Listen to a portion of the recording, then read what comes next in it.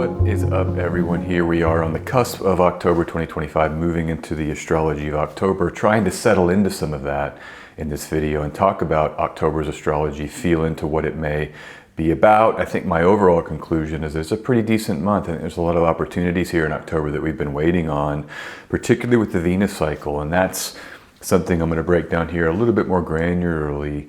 We also get in October the power Venus and power Mars simultaneously, and that's kind of the lead story. Venus and Mars together, very, very strong, both planets of relational interaction. And when they're both strong, it can be uniquely potent for our lives and charts. And so we get to enjoy that here in October. And of course, it's the first full month with no eclipses. And so we're post-eclipse season. We're settling into the new worlds, post those pivots of the eclipses, and they pivot us into new directions.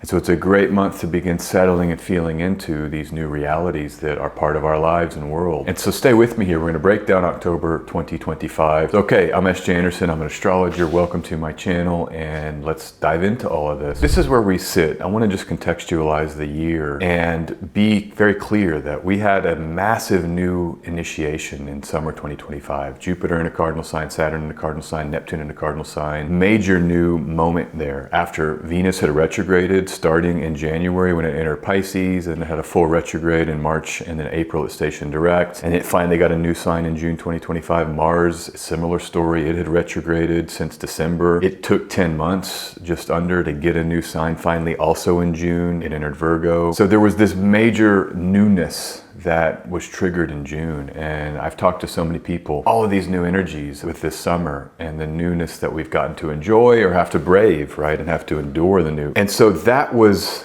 the summer, but here we stand in the fall, and then we're back in many ways. Saturn back in Pisces, the depths of the water element, the sea inside, the internal dreamscapes, the finding our way spiritually and emotionally, the grand water trine theme of fall 2025, where it's more of emotional settlement, preparation, and getting into more of the inner landscape. You know, one high level theme here is that this month and these few months here are really about preparing and locking in, is one way I would look at it. And I think that's part of the Mars and Scorpio delineation. Mars entered Scorpio on the 22nd of September. The Scorpionic archetype is one that is not loud. Mars is loud. Mars gets the power to engine and propel while it's in Scorpio. But Scorpio itself is something where you don't need to talk about it. There's no reason why anybody has to know what you're committed to and what you're doing. And I think that jibes with the water element activation, that there's a certain silence, there's a certain just get it done without having to tell it on the mountain and just say, hey, look at me, look at me. This is kind of behind the scenes, just working, preparing, getting the job done, moving forward with what we know we have to do. Because, and this is what I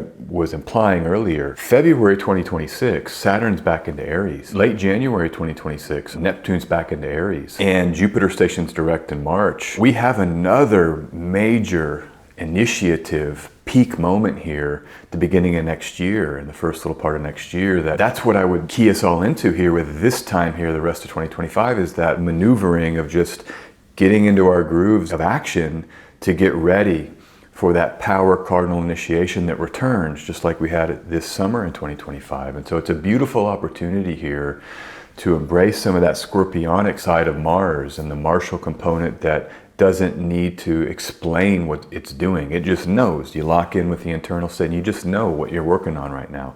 You know what your vision is for 2026. You know what you need to get done. And you use the fixed element side of Scorpio to stay on task to execute the mission, so that you'll be set up here for next year when we're basically riding the bull again. I mean, I grew up in Texas. We have bull riding down there. My friends, I never did it, but I had friends in high school. That was their sport in high school. So they would get on the bull, and it would be like 10 seconds. The bull comes out of the gate, and they just have to hold on. Then they fall off, and then they keep riding the bull. Well, we're gonna have to ride that cardinal axis bull again, February 2026. And so this is the time to get ready and prepare. We know what that's gonna be for a lot of us. We've been well introduced this summer. And so we're preparing here to do that well, get the second attempt, actualize, in a more productive, more efficient, in a more robust way, in a more tangible or useful way for whatever it is we're trying to manifest in our worlds.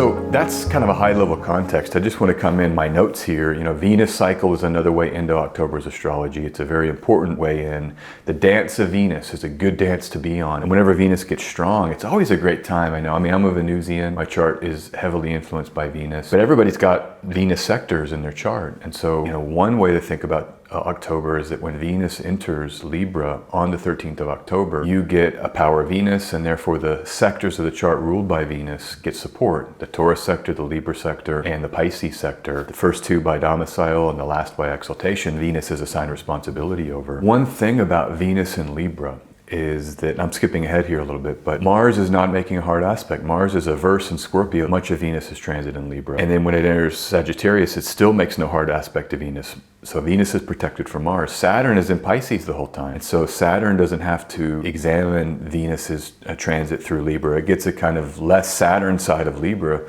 Saturn being averse. The lunar nodes aren't in the cardinal axis anymore. No eclipses in Aries and Libra. So this is a pure Venusian expression where Venus has great protection. It's out of the sun's beams. It's still visible. You can see that every morning. Venus is rising here every morning. The Venusian opportunities starting on the 13th and for the rest of the month in October are going to be palpable. And I want to encourage you, just thinking about what Venus is in a general sense. Creativity, music, unity, relational connection, celebrating the way we can unite with people through art, through music, through beautification, the way we can sort of present ourselves and attract. All kinds of Venusian activities are going to be greatly enhanced and supported here as we get to the second half of October. But let me come back. I got out a little bit ahead there. The thing about Venus before that time is it remains in Virgo. Venus in Virgo is eclipse season cleanup. And that's one thing to also consider about October, is that this first little pocket of it, we may be settling with the reverberations of whatever happened for that solar eclipse for you, whatever that triggered, whatever new emergences that brought to your Virgo sector.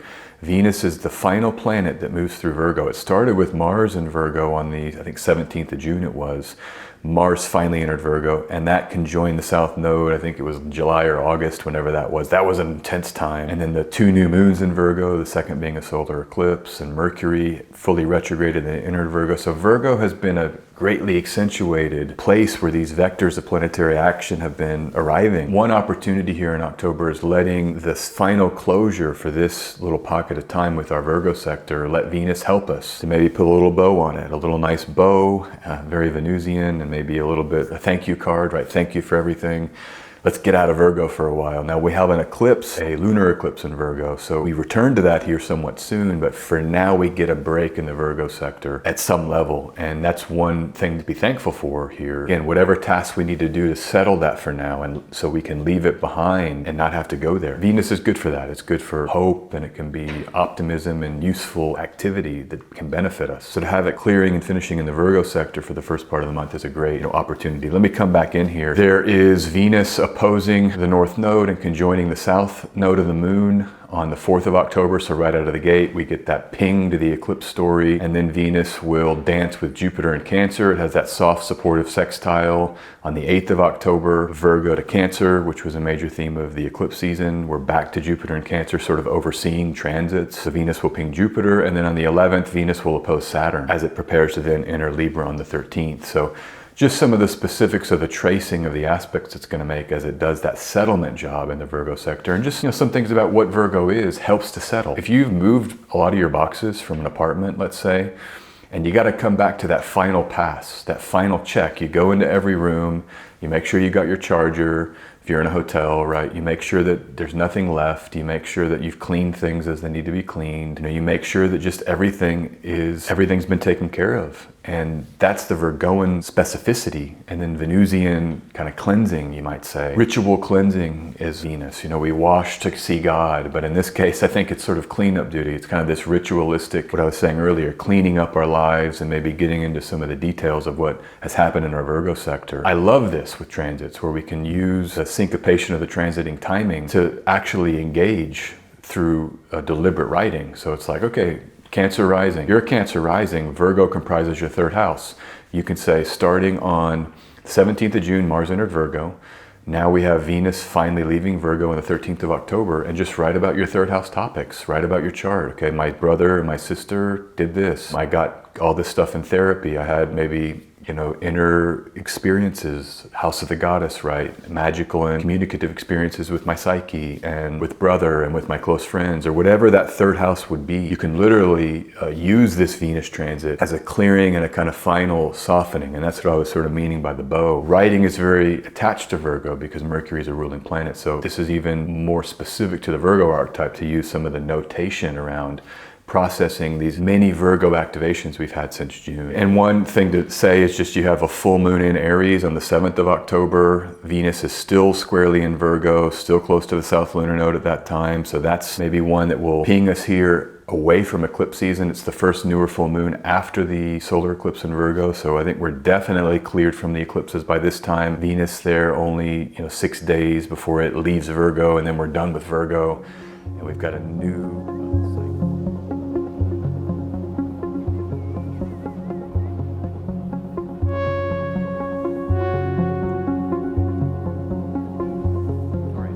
come back now. I want to say Venus entering Libra, 13th October. I want to now settle. And what are the opportunities? More detailing these opportunities of the second half of the month. Venus strong, Mars strong. How might we talk about this? How might we co-create with this energy? How might we envision with this to make our lives better here in October? Well, first is to say, again, everything I said earlier, strong Venus thing. So I won't repeat that. But second, let's layer in Libra. Let's layer in the archetype of Libra. Well, what is it? Agreements. One key word with Libra. Libra agreement. Libra agreement. Why agreements? It's an air sign. Ruled by Saturn and Mercury by triplicity. Ruled by Saturn by exaltation. That's what agreements are for. You make agreements that are supposed to last. I mean, that's what an agreement is. It's a rule set that people say, I consent to that rule set. The hope is that that will define and contain behavior so that it's useful and productive for everybody that's a party to the agreement for as long as the agreement's going to last. And so these are containers or boundaries that are of the Libran archetype, and Mercury plays a big role, and so it's verbal. You can say, I want this from you. Do you agree? Yes or no? And someone says, yes, I agree, but only in this context or with these conditions. And you say, that's satisfactory for me. Okay, we agree. You shake hands, and then everybody can enjoy. I think Venus in Libra can be post-agreement enjoyment. It's like the party after the deal is signed. You go out to dinner to celebrate. It's like the wedding party. You have the wedding and then everybody can celebrate. The deal's done. The legal binding has happened, And so now people can party. The families can celebrate. Their children have merged with another family, and then they have this vision of a future together. But there's legal binding to a marriage. This is a whole nother layer of the second half of this month. I mean, practically speaking for you, what agreements are you a party to? How can you use the agreements that you're bringing into this Venus in Libra to help you get the job done? You might have obligations that you've made, or people have made to you obligations that you can call in those commitments. You might need some of that, and that could be the Venus in Libra power here to use the people that have committed to you and that are set up to help you, have said or agreed to help you. And it doesn't always have to be legal, though we often think about that with Libra. This can just be people that are kind of your friends, or that are your reliable, committed people in your life. I think there's a certain reliability there can be with Libra, because these are people that really do care. The Libran archetype, sometimes people talk about the dark side of it. It's just the surface. People are like, oh, these are fake people. The Libran archetype is just fake surface people, but agreements are surface. I mean, a lot of it's just the outer committed realm. You need some of that surface, but yet committed energy. I mean, Libra can really take and care about face, saving face. And so often if Libra said they're going to do something, they will commit and follow through. They will try to honor those commitments because they care about the balance, which is another key word for Libra, and keeping things in equilibrium. So maybe you'll get into some of that. Just people that you can rely on, that have been there for you, that will show up. Think about that. Venus is, of course, people. It's how we relate to other people. It's relation. That's why I think with Venus there, it might uniquely be about certain relationships in your world that are supporting you, or that are helpful to you, or that can have structure to allow you to maneuver. I want to talk now about the Mars in Scorpio combined with Venus and Libra, because that starts on the 13th of October, the double power of Mars and Venus simultaneously strong. And what can that mean? Why is it so interesting? Well, they rule 6 houses, so half your chart gets strength, having a transiting ruler strong by sign. Depending on your rising sign, you've got half your chart that's buoyed right now. So in general, for all of us, I think there'll be some opportunities because of that. And I say half because 2 by domicile, 1 by exaltation for each of the 2 planets. Those of you into technical astrology, I know not everybody that listens to this is quite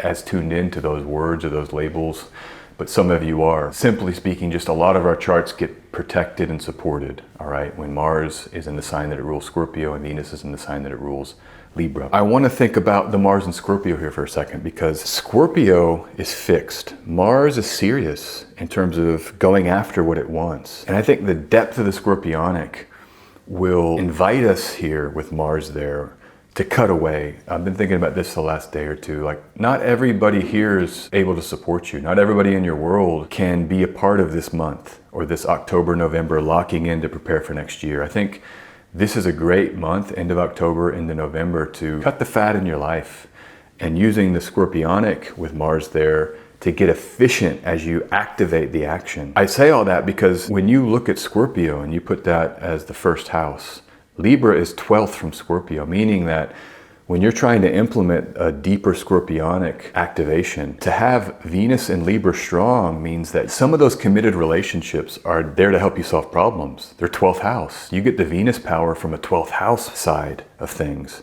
Venus in Libra, Mars in Scorpio, first 12th relationship. And so it tells me that there may be relationships that you've got to be thinking about the people in your life in terms of, are they capable to help you maneuver? How good are the people to help solve problems? That's the side of the 12th house that's a very real side of it. You know, when people have supported 12th house energy, you're looking for what supports you to getting into problems so you can find solutions to problems.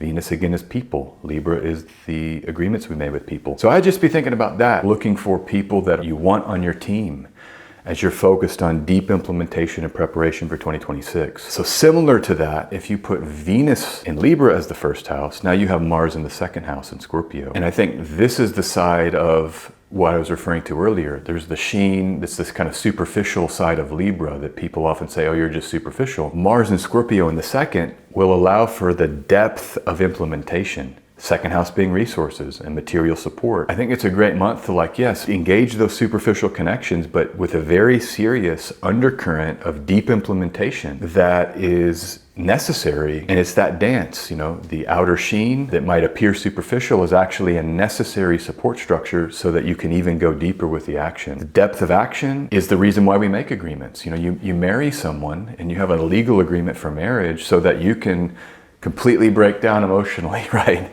And let all your issues come out and go through that journey of deep committed love over years or decades, where you really get into that Scorpionic depth of beingness. The Libran container is what allows for you to go to pieces, because you can trust someone. They're there committed to you. You know, Libra and Scorpio really can dance well together, but given that it's the 12th house and the second house that you're operating in when you do derived houses, I do think there is a tone of, we're getting into real matters here this month, at the end of the month. You know, I would hold space for you to feel pain. I mean, Mars in Scorpio is a good side of pain. I've been thinking about this a lot lately. I just watched a movie, Running on Empty, from 1988, and it has this actor in it named Judd Hirsch, who's also in a movie that Robert Redford directed from 1980 called Ordinary People. There's something about those 80s movies. Stand By Me is another one with River Phoenix. So River Phoenix is in Running on Empty. These movies in the 80s were very much about emotions. I watched it, and it was just that final scene in this movie. I won't spoil it for anybody, but I'm just in tears. And it's all about, these movies are about family and the real stuff of life. Love, family, loss, rejection, all of this Scorpionic. The thing with Mars being in Scorpio and supporting it is that I do think Mars allows us to go into the pain and have catharsis around the real stuff of life. How we've been hurt and wounded, how we've been, you know, either rejected or, you know, our real issues. You know, that's the fixed, deep Scorpio stuff. It's going deep into really the truth of why we're here and who we are. And often that's love. And now we're back to Venus and Mars both being strong planets of relationship. I've said this before on the channel, but I'm gonna say it again.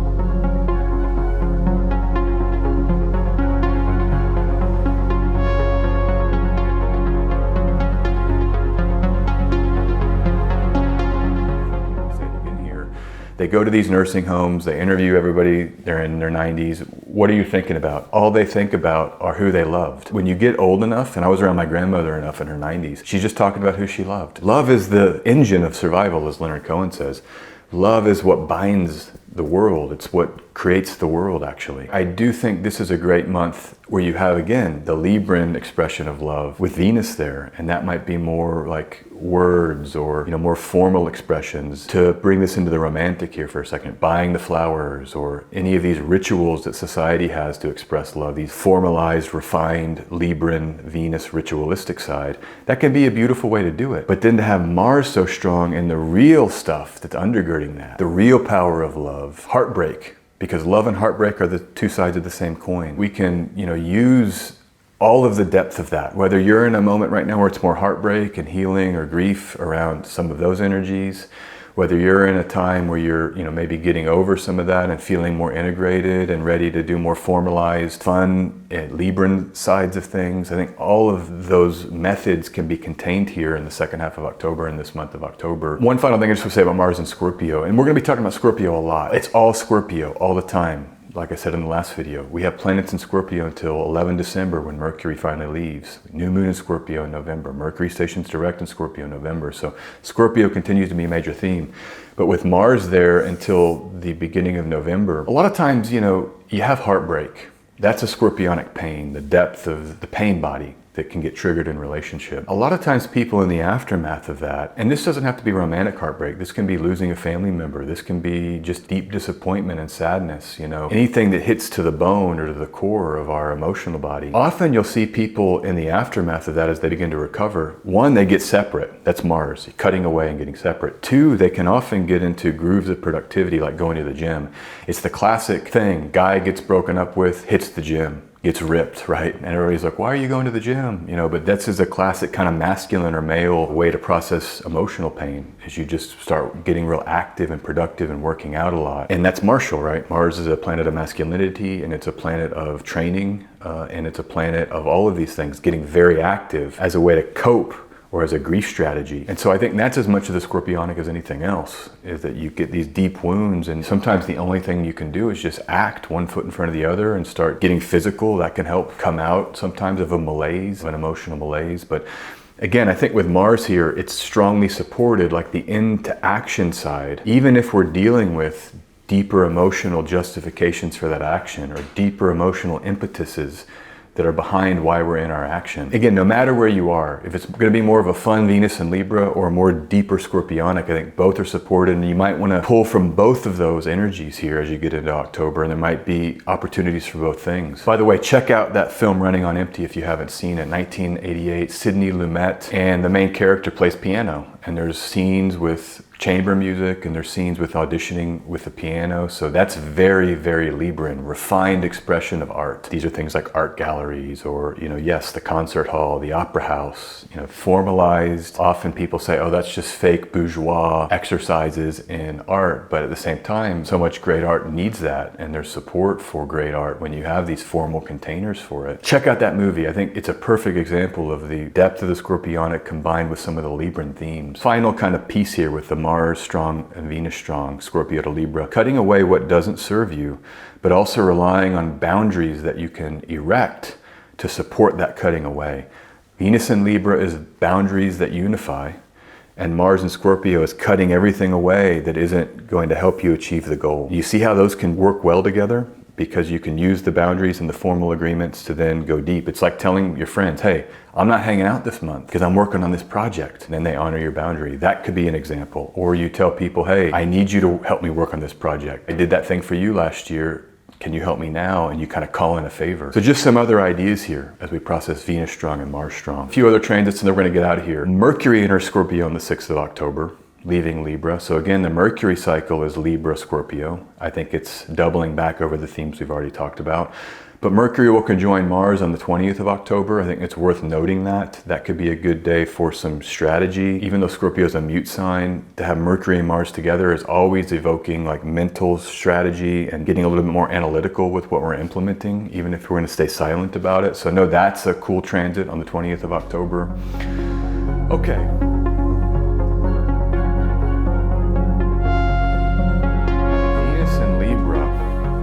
There's something really special about Venus's transit in Libra. Set aside the more traditional analysis. Venus is safe from Mars and Saturn in the lunar nodes, so it can fully express itself and it's out from the sun's beams. Very beautiful Venus. in the sign that it loves. Finally, Libra's clear of the lunar nodes, first Venus and Libra transit since the lunar nodes left. So that uniquely is an opportunity to feel into that pure Libran and that pure Venusian refined beauty of the Libran archetype as I've laid it out here. But more than that, when Venus enters Libra on the 14th, it opposes Neptune and Aries in the final moments here in 2025 of Neptune and Aries. That's the 14th of October. Venus will trine Uranus on the 14th of October, so same day. Venus will trine Pluto on the 14th of October, same day. And on that day, Pluto is stationing direct in Aquarius. So what is this? This is the minor grand trine, the great outer planet minor grand trine of our age. This defining the new worlds that are being born at a great level here in terms of the global astrology of the world, or what we call mundane astrology. So I look for this moment in October to continue triggering and activating major news stories. How is our world being changed? This minor grand trine is so rare. I was looking back at Doulard's work, who I referred to in some recent videos, and he's talking about 2nd century, and he's got the last time we had these 3 outer planets in a configuration that is as potently supportive, meaning it's a flowing aspect, a sextile or a trine formation. That's how rare this is. And he says it's the Hellenistic revival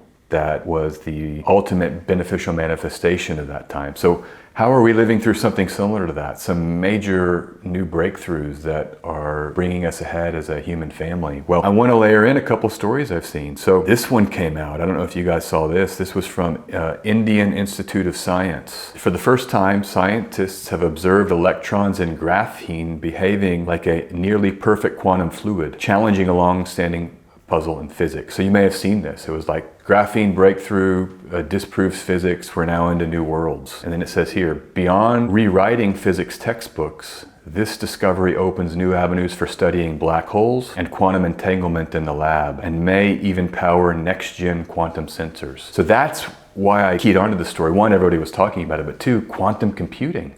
What if that's the great breakthrough of this minor grand trine, and we're now in some kind of unknown applications for quantum computing and how that's going to power everything and new breakthroughs in the computer digital realm, all right? I don't know, things like upload your consciousness to the cloud. I'm just throwing out there the most extreme things people talk about, or robotic AI that's real-time thinking like humans, where you can map the human brain and all the complexity of our brain, that now we're getting into quantum and having breakthroughs where we're able to do more of that, or achieve more of that, or something like this, and all of the then corollary applications that might imply. So that was amazing. And then the only other story, and these are all breaking while you still have this outer planet minor grand trine intact here in the 2025 preview, that Venus triggers on the 14th of October. That's why I'm raising it, because I think it's a good time to review Uranus enter Gemini. Early July was at 7 July. So from 7 July until the date that Neptune goes back into Pisces, which is 22 October,